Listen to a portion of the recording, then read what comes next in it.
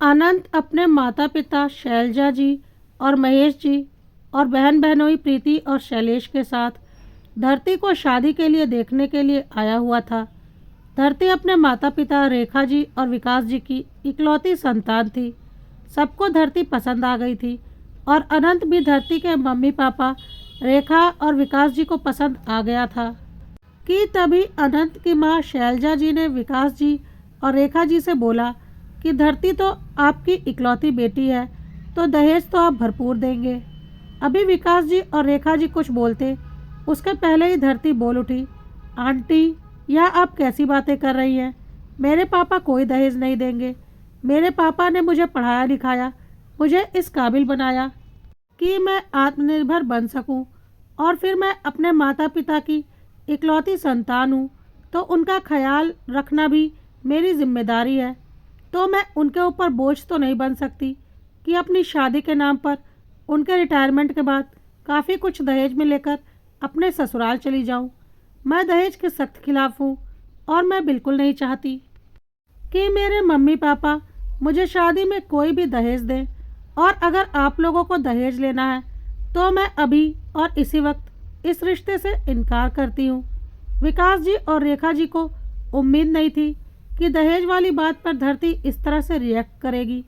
शैलजा जी का मुंह उतर गया था। धरती के मुंह से इस तरह की बातें सुनकर उन्हें बेइज्जती महसूस हो रही थी कि तभी अनंत बोला, अरे धरती, मम्मी तो मेरे कहने पर यह सब कुछ बोल रही थी। मैं तुम्हारे दहेज के बारे में विचार जानना चाहता था और सुनकर अच्छा लगा कि तुम भी दहेज के सख्त खिलाफ हो। वैसे दहेज के खिलाफ तो हम सब भी हैं।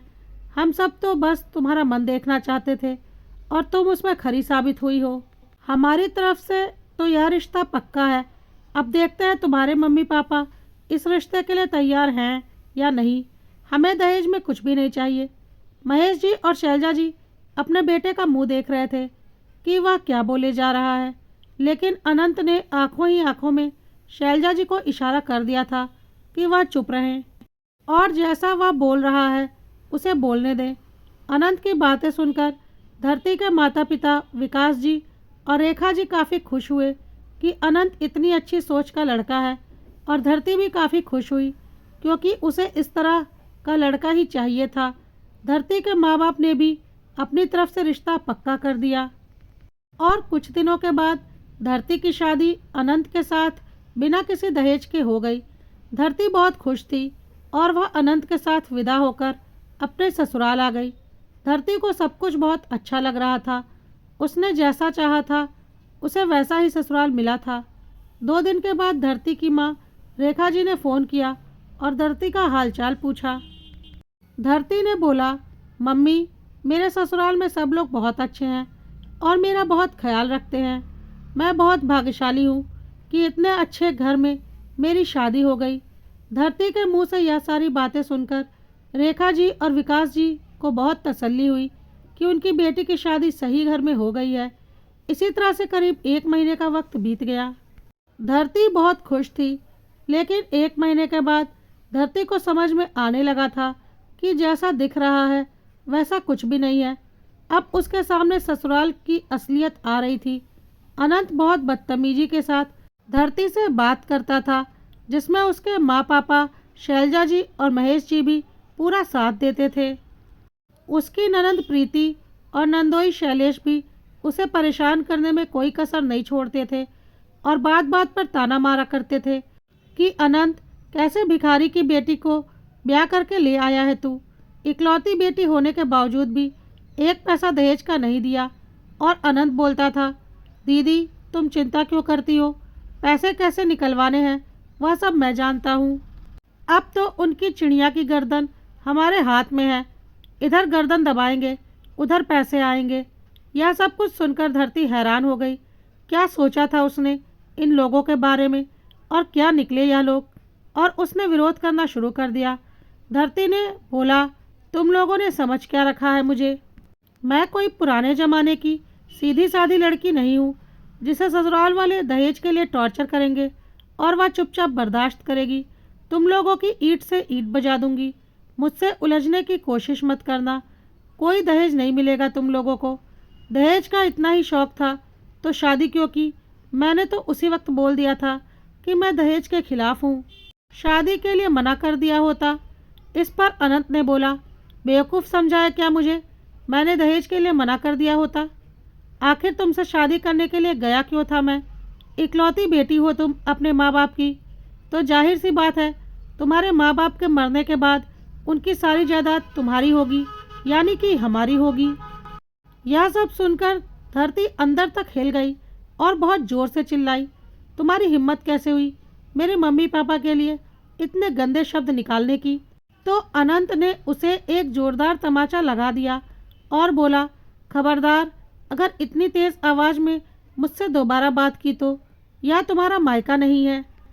जैसे उस दिन तुमने मेरी मम्मी के साथ अपने मायके में बदतमीज़ी की थी ना, यह बोलकर कि तुम दहेज के सख्त खिलाफ हो, मेरी मम्मी की बेइज्जती की थी ना, उसी वक्त मैंने सोच लिया था कि अपनी मम्मी की बेइज्जती का बदला तो तुझसे मैं लेकर रहूँगा, और इसीलिए मैंने यह शादी फाइनल की थी। अब तुझसे गिन गिन कर मैं, मेरी माँ पापा और मेरे बहन बहनोई बदला लेंगे और तुझे तेरी औकात दिखाएंगे। देखते हैं तू क्या कर पाएगी। बहुत अकड़ है ना तुझ में। अब तेरे माँ बाप की सारी जायदाद भी हम हड़पेंगे और तेरी अकड़ भी ठिकाने लगाएंगे। यह सब कुछ सुनकर धरती सहम गई, क्योंकि वह इन राक्षसों के बीच अकेली थी और पिछले कुछ दिनों से अपने मम्मी पापा से लगातार इन राक्षसों की तारीफ कर रही थी।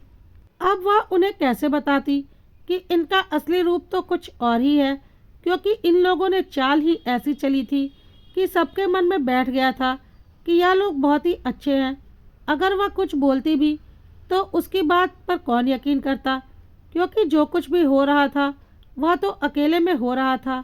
लेकिन धरती भी कोई सीधी साधी लड़की नहीं थी और अनंत ने जैसे ही उसे थप्पड़ लगाया, उसने भी पलटकर अनंत को एक जोरदार थप्पड़ लगा दिया और बोला, खबरदार, सोचना भी मत कि मैं यह सब कुछ बर्दाश्त करूंगी। तुम जैसों को ठीक करना मुझे बहुत अच्छे से आता है। कहकर धरती ने तुरंत फ़ोन उठाकर अपने पापा को फ़ोन लगाना शुरू किया, लेकिन तब तक अनंत ने उसके हाथों से फ़ोन छीन लिया और अपनी बहन को देते हुए बोला, इस फ़ोन को मेरी अलमारी में लॉक करके चाबी मुझे दे दो। देखता हूँ यह कैसे अपने भिखारी माँ बाप से बात करती है। धरती ने सपने में भी अनंत के ऐसे रूप की उम्मीद नहीं की थी, लेकिन अब अनंत ने अपना असली रूप दिखा दिया था। उसने आगे बोला, वाह, मेरे ही घर पर मुझ पर हाथ उठाएगी? और उसने बहुत ज़ोर से धरती को धक्का दे दिया, जिससे वह ज़मीन पर मुंह के बल जोर से गिरी। फिर अपनी बहन प्रीति से बोला, इसके हाथ पैर बांधकर कमरे में पटक दो इसे, देखता हूँ क्या कर लेगी।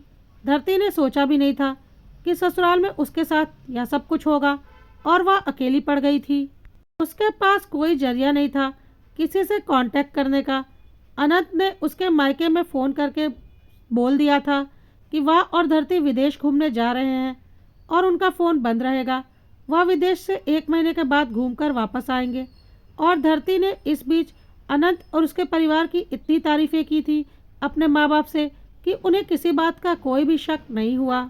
उन्होंने धरती से बात करवाने को कहा तो अनंत ने बोल दिया कि वह तो शॉपिंग करने गई है और अपना फ़ोन घर पर ही भूल गई है। आती है तो बात करवाता हूँ, लेकिन शाम को ही हमारी फ़्लाइट है। लेकिन मैं कोशिश करूँगा कि हमारे निकलने से पहले बात हो जाए। धरती को लगा था कि उसके मम्मी पापा उसका फ़ोन नहीं आने पर ज़रूर उसके बारे में पता करते हुए उसके ससुराल तक आ जाएंगे, पर ऐसा कुछ नहीं हुआ, क्योंकि अनंत ने अपनी चाल चल दी थी और धरती के माँ पापा को अपने दामाद के ऊपर पूरा भरोसा था। आखिर बेटी ने खुद जो तारीफ़ की थी उनके दामाद और अपने ससुराल की। अब अनंत ने धरती से बोला, मैंने सोचा था तुझे डरा धमका कर तेरे माँ बाप से अच्छी खासी रकम निकलवाऊंगा, लेकिन तू तो मुझसे ही उलझ पड़ी और ऐसी लड़कियां मुझे बिल्कुल भी पसंद नहीं जो मेरे ऊपर हावी होने की कोशिश करती हैं। क्या बोला तूने कि तू मुझे और मेरे परिवार को देख लेगी?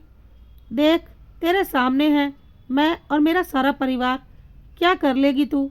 बोलकर अनंत हंसने लगा और साथ में उसके माँ पिता शैलजा जी और महेश जी और उसके बहन बहनोई प्रीति और शैलेश भी ज़ोर ज़ोर से हंसने लगे। अनंत ने आगे बोला, चल बिगाड़? क्या बिगाड़ लेगी हमारा? हमारी मर्जी के बिना तू इस घर से बाहर भी नहीं जा सकती। धरती ने बोला, कोई बात नहीं, कब तक मुझे इस तरह से बंद करके रखोगे? जब मेरी कोई खोज खबर नहीं मिलेगी तो खुद ब खुद मेरे मम्मी पापा मुझे ढूंढते हुए यहाँ तक आ जाएंगे और फिर उन्हें सारी असलियत समझ में आ जाएगी और तुम लोग जेल के पीछे होगे। अनंत ने बोला, वाह, बहुत हिम्मत है तुझ में। पहले तो मैं यह सोच रहा था कि तेरे माँ बाप से पैसे लूँगा, लेकिन तेरी अकड़ देखकर अब तो तुझे तेरी औकात ही दिखाऊंगा। शादी तो मैं दूसरी कर लूँगा और कहीं और से दहेज निकलवा लूँगा, लेकिन तेरी अकड़ तो निकाल कर रहूँगा। धरती ने बोला, तुम लोगों को जेल की हवा ना खिलाई तो मेरा नाम नहीं। इस पर प्रीति ने आंखें तरेरते हुए बोला, तू जिंदा रहेगी तब तो हमें जेल की हवा खिलाएगी। धरती ने बोला, शर्म नहीं आती एक लड़की होकर एक लड़की के लिए ऐसी बातें करते हुए? इस पर शैलजा जी ने धरती के बाल खींचते हुए बोला, उसे क्यों शर्म आएगी? उसकी शादी में भरपूर दहेज दिया था हमने। हमारे दामाद खुश हैं हमसे क्योंकि हमने दहेज देने में कोई कंजूसी नहीं की थी। तेरे माँ बाप की तरह भिखारी नहीं है हम। तब तक अनंत ने एक और तमाचा धरती को लगाया और बोला, मेरी माँ की बेइज्जती की थी ना तूने? उसी वक्त मेरी नज़रों में चढ़ गई थी तू, और उसी वक्त मैंने सोच लिया था कि अपनी माँ की बेइज्जती का बदला तो मैं तुझसे लेकर रहूँगा। अब देख मैं तेरा क्या करता हूँ। धरती ने सपने में भी नहीं सोचा था कि उसके ससुराल वाले इतने क्रिमिनल माइंडेड होंगे, और अब उसे कुछ समझ में नहीं आ रहा था कि वह कैसे यहाँ से निकल कर भागे, क्योंकि उसे बुरी तरह से बांधकर एक कमरे में बंद करके रखा गया था। उसकी आवाज़ तक कमरे से बाहर नहीं जा सकती थी, और उसकी ननंद प्रीति और नंदोई शैलेश हर वक्त उस पर नज़र रखते थे। अनंत और उसके माँ बाप अक्सर बाहर बैठकर कुछ प्लानिंग करते रहते थे। पता नहीं क्या खुराफाती चल रही थी उनके दिमाग में। उधर रेखा जी और विकास जी यह सोच रहे थे कि उनकी बेटी विदेश में घूम रही है, इस वजह से उसका फ़ोन बंद है और वह उसके भारत आने पर उससे बात करेंगे, और यहाँ उनकी बेटी की जान खतरे में थी जिसका उन्हें अंदाज़ा भी नहीं था। लेकिन धरती को अंदाज़ा हो गया था कि अगर वह जल्द से जल्द यहाँ से निकल कर नहीं गई तो यह लोग उसे मार डालेंगे। लेकिन वह अकेले इन लोगों का सामना नहीं कर पा रही थी। अनंत रोज धरती को तरह तरह से टॉर्चर करता था और बोलता था, तेरे मरने से पहले तेरी सारी अकड़ निकाल दूंगा ताकि तू दूसरा जन्म लेने से पहले भी सोचे। लेकिन धरती ने भी उसे जवाब देने में कभी पीछे नहीं हटती थी और बोलती थी, तुम्हें क्या लगता है अगर तुम इस तरह से मुझे मार डालोगे तो तुम बच जाओगे? तुम्हें लगता है कि मेरे माँ बाप शांत बैठ जाएंगे? जब मैं उन्हें नहीं मिलूंगी तो बचोगे तो तुम लोग भी नहीं। अनंत ने बोला, उसकी चिंता तू मत कर, तू नहीं जानती मैं क्या चीज़ हूँ। तू मरेगी और ज़रूर मरेगी, और उसके बाद भी मैं आराम से दूसरी शादी करूँगा और डंके की चोट पर करूँगा, और मेरी शादी में मेहमान बनकर तेरे माँ बाप भी आएंगे।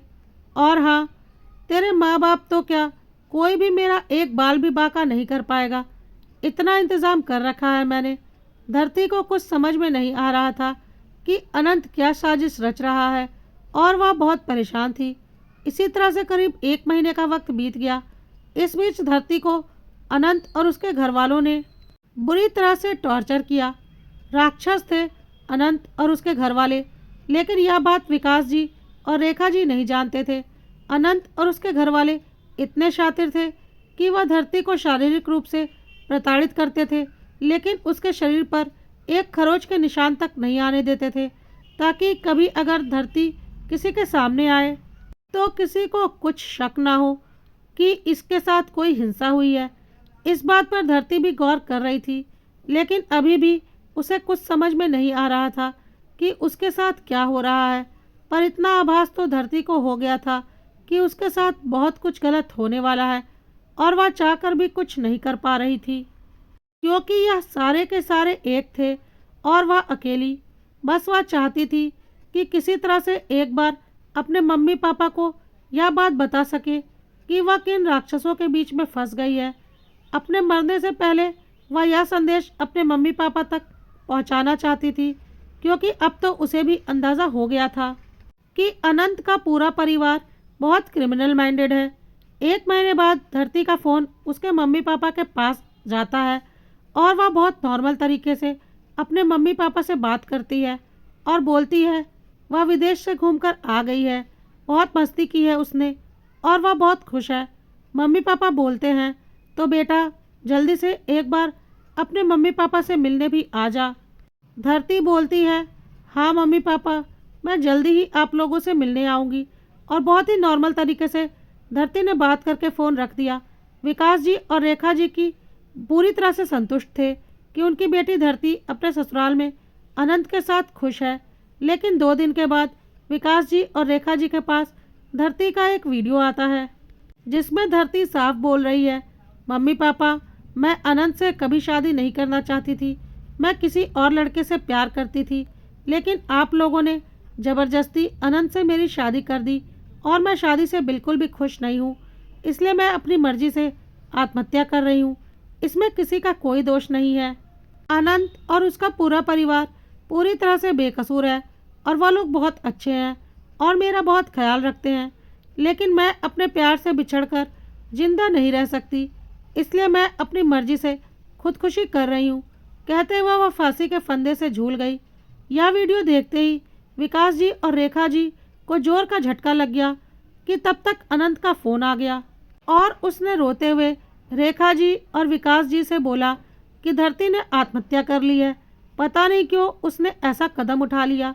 विकास जी और रेखा जी को कुछ भी समझ में नहीं आया और वह अगली ही गाड़ी से धरती के ससुराल गए जहां पुलिस आई हुई थी और धरती का शव पंखे से लटका हुआ था जिसे पुलिस वाले उतारकर पोस्टमार्टम के लिए ले जा रहे थे।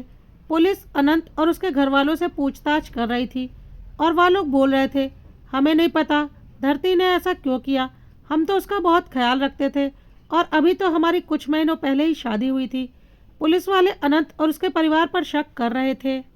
तब तक धरती के माँ बाप आ गए और पुलिस वालों ने धरती के माँ पापा से पूछा कि क्या आपकी बेटी के ससुराल वाले उसने उसके साथ कुछ गलत किया है।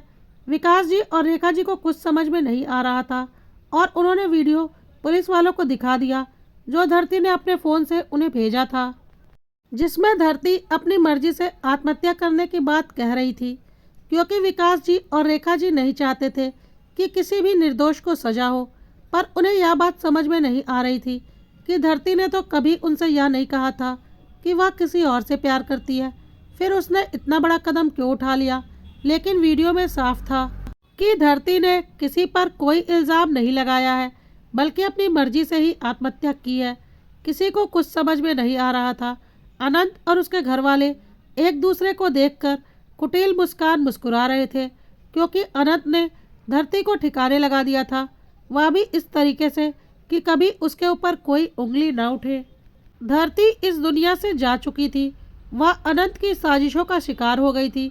पर कैसे की थी अनंत ने यह साजिश?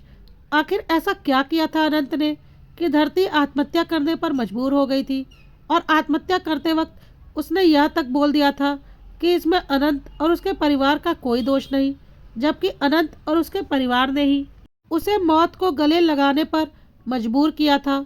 लेकिन यह बात कोई नहीं जानता था। दोस्तों, यह एक लंबी कहानी है। आपको क्या लगता है अनंत ने ऐसा क्या किया होगा कि धरती ने को खुद आत्महत्या करनी पड़ी और साथ ही वीडियो भी बनानी पड़ी कि इसमें अनंत और उसके परिवार वालों का कोई दोष नहीं है? ऐसा क्या ब्लैकमेल किया होगा अनंत ने धरती को कि उसने मरने से पहले अपने माँ बाप को फ़ोन करके यहाँ तक बताया कि वह अपने ससुराल में बहुत खुश है, जबकि वह खुश नहीं थी बल्कि उनके अत्याचारों का शिकार हो रही थी। अगर आपको कोई आइडिया है कि ऐसा क्यों हुआ होगा तो कमेंट में ज़रूर लिखिए या आप अपने सुझाव भी कमेंट में दे सकते हैं ताकि कहानी को और इंटरेस्टिंग बनाया जा सके।